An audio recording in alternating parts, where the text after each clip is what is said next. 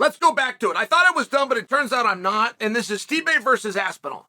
Now, I'm only as good as the information that I have been given, but I must tell you, the one time that Dana spoke about this was prior to Aspinall versus Pavlich. And to remind you of that time, it was a very different time. First off, Tom wasn't champion. Tom had no belt. Tom had no photographs and no image in your guys' mind as a champion of any kind. Moreover, while he was the favorite at DraftKings, he was ranked lower than Pavlich. Moreover, Pavlich knew about the fight, at least that he was going to be an alternate, and Tom was on short notice. I mean, it really was a very different situation. It was going to take a bit of a Cinderella story for Tom to come out on top. And the idea that Tom was going to come out on top in the first round, not on the ground, even by insiders, was silly. So when you have one of those moments, everything changes, right? So when Dana says Stipe was not even offered Pavlich, we didn't bring him in, we brought in Tom. The reason for that is to call Stipe Miocic, right, the great, a record setter, for an interim title fight is just disrespectful. And then Dana said the words, know what I mean? That's a question. He said, know what I mean, to our own media. And not a word was said, which means Dana got an answer. Yeah, we all know what you mean. That made a lot of sense when he said it. Okay. But now things are different.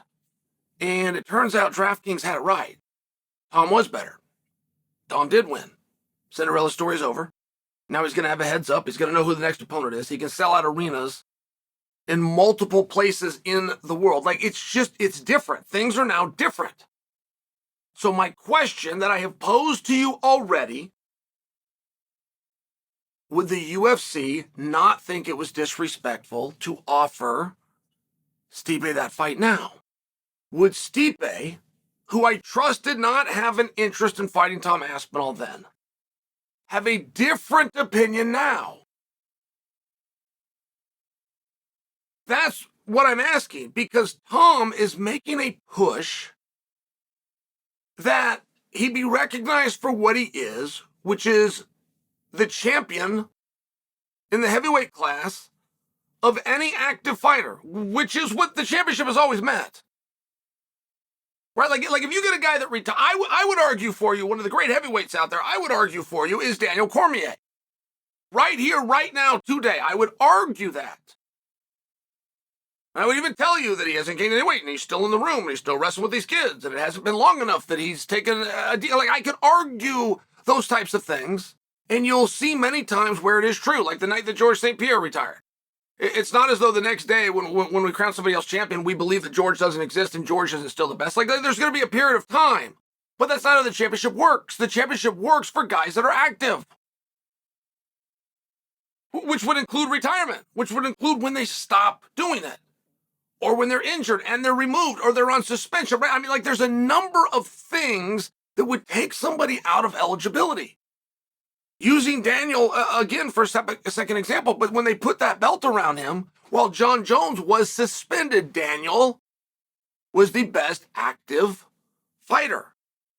And that's not a word that we ever use, but it most certainly is a prerequisite every time. To even be eligible or in the discussion, we always take guys that are active, and we only take guys that are active. Now, where am I going with this, right? I'm attempting to prove a point that if, first I want your answer, but I want it in this order. Stipe Miocic versus Aspinall right now, yes or no? Are you in or out, and do you believe that that's the right thing to do? Okay, great. But I'm going to ask you the same question, and I'm going to present for you a scenario where Tom gets his way, which is Jon Jones is stripped. If Jon Jones is stripped, simultaneous, not a new discussion or a press conference or a day later, simultaneous with that stripping, or if he were to relinquish, like Jamal Hill just by example, simultaneous to that statement being made, Tom is now the heavyweight champion. So, a moment ago, I asked you Stipe versus Aspinall, yes or no?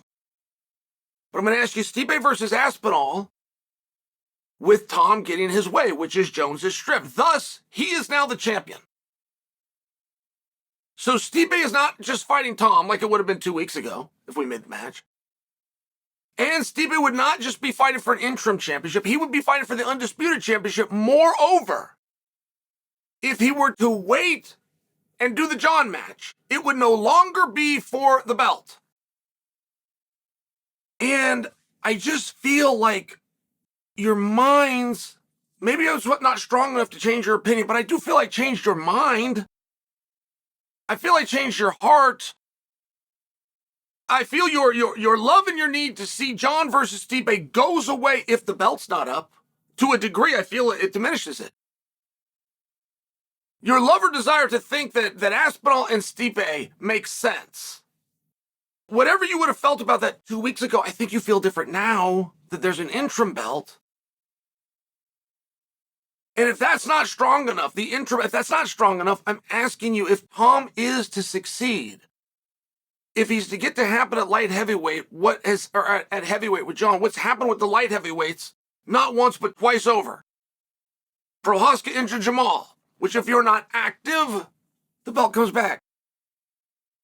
Then would you be on board? Then would you understand? Then would you think it's a good idea to get Stipe? And if you come to the conclusion of no,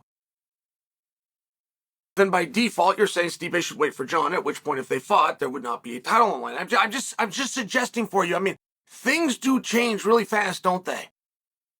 And the significance of that belt is very real, isn't it? Because if you were Stipe and Jones dieharder, I've at least changed your heart and your mind a little bit. Perhaps it was so strong your opinion didn't change, but it would look very off if it wasn't for that belt. And I don't believe that Jon Jones would be overly upset, by the way. He would not like it. Jon does like those things. Jon earned that title. I am not making a push to go strip Jon Jones, but I'm suggesting for you, I don't think he's going to be as angry as some might think. I think he would understand. He's out anyway.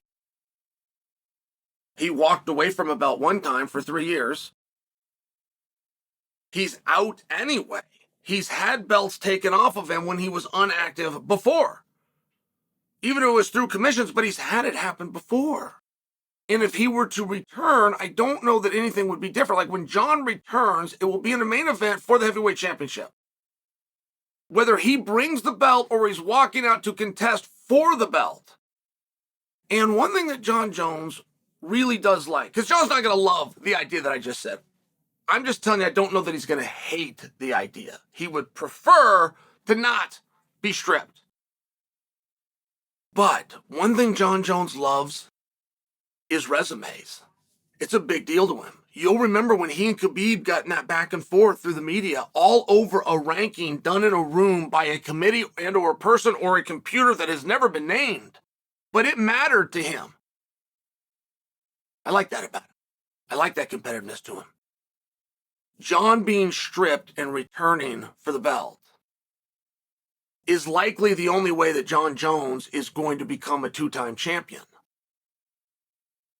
A two-time champion sure sounds a lot better than a one-time champion. I mean, it's to the point that guys would start defending their belts and then start lying and go, I'm a two-time champion because they defended it. Or they defended 4 times and go, I'm a 4-time champion. It's like, no, you're not. If Jon comes back, one more fight, that's his last fight, and he happens to win, by the way, he would be the UFC champion, UFC heavyweight champion and light heavyweight champion. If they take the belt off him and he comes back and he wins, he's a 2-time champion. Now, it might sound to your ears like I'm splitting hairs. It might sound to your ears like that isn't an overly big deal. It would have sounded, and you would not have predicted that Jon and Khabib would have got into it publicly over a ranking that was going to come out on Tuesday morning at 9 a.m. done by a group or person or computer. We don't know anything about it, but it mattered to him. We don't even know where to find it. This isn't like a published list. It goes and lives on a .com until the next week when they redo the list. It mattered to him, though. It mattered to him a lot. And I think if Jon were to consider the only way that he's going to become a 2-time heavyweight champion, which is a lot cooler than a heavyweight champion, got to let go of that belt first. I don't know where that would sit with Jon, but I know he would have a reaction to it.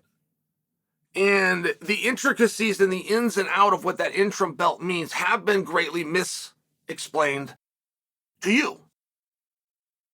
The media has put out that if Jon and Stipe fight for Jon's undisputed belt and the winner retires on the spot, that Tom Aspinall is elevated to your undisputed champion. The media has told you that. I've read that countless times. That is not accurate. The moment the bell rings for Jon Jones' next fight, if he is still the undisputed champion, Tom is stripped immediately. Simultaneous with the bell going off, Tom is no longer the interim champion, including if Jones retires that night. Tom is not the undisputed champion. He's not even the interim champion. Interim is in between, the in-between time. So the moment time on that clock restarts for Jon's return, we don't have an interim champion.